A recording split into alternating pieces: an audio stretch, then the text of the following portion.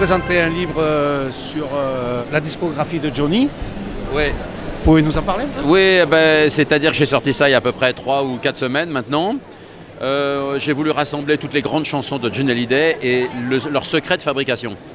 Parce que c'est vrai qu'on a tous dans le cœur une chanson de Johnny, évidemment. Johnny Hallyday a accompagné la vie des Français depuis maintenant presque 60 ans.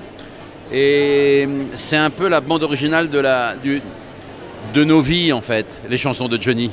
Selon les générations, on est imprégné, on va dire, en tout cas, d'un succès de Johnny. Si on a connu les années 60, et bien évidemment, c'est tous les tubes, les 70, les 80 et j'en oublie d'autres. Voilà, donc c'est plutôt un événement. Et vous savez, quand on connaît les secrets de fabrication d'une chanson, on n'écoute plus la chanson de la même manière. On dit « Ah bon, il voulait donc dire ça », etc. Et puis on s'aperçoit du coup de chance qu'a eu Johnny Hallyday finalement, à travers ses succès.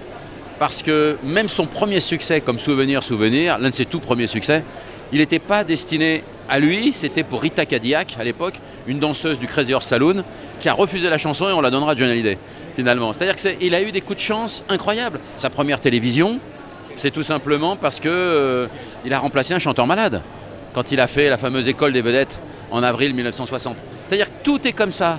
C'est-à-dire qu'on se dit, bon, Johnny Hallyday, c'est du travail, c'est du talent, mais c'est de la chance aussi. Et alors à venir, c'est Claude François aussi qui va sortir prochainement. Oui, dans 4 jours. Alors il est ici à Brive, évidemment, le livre. J'ai rassemblé tous les agendas de Claude François, là c'est 4 ans de travail.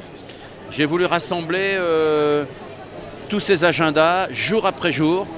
J'ai reconstruit la vie de Claude François, 39 ans d'une vie, ce qui représente 14 284 jours d'une existence finalement. C'est peu et pas grand-chose quand on regarde bien sur l'échelle du temps. Et j'ai reconstitué tous ces agendas pour savoir exactement jour après jour ce qu'il avait fait heure après heure. Et bien sûr, la dernière journée qui coûtera la vie, j'ai fait pratiquement minute par minute. Et c'est ça qui est assez fantastique.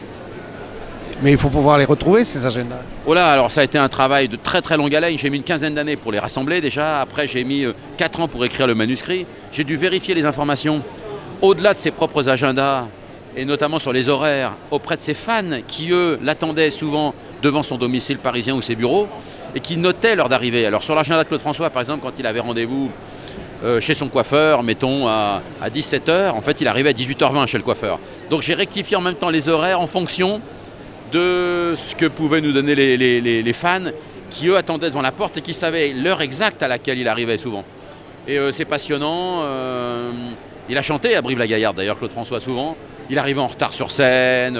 Donc c'est intéressant de reconstituer tout un système, toute une méthode. Et on comprend que finalement, la fin qu'il a eue, même si elle était totalement imprévisible, évidemment, cet accident du 11 mars 1978 dans sa salle de bain, et en même temps, il n'aurait pas dû se trouver dans cette salle de bain.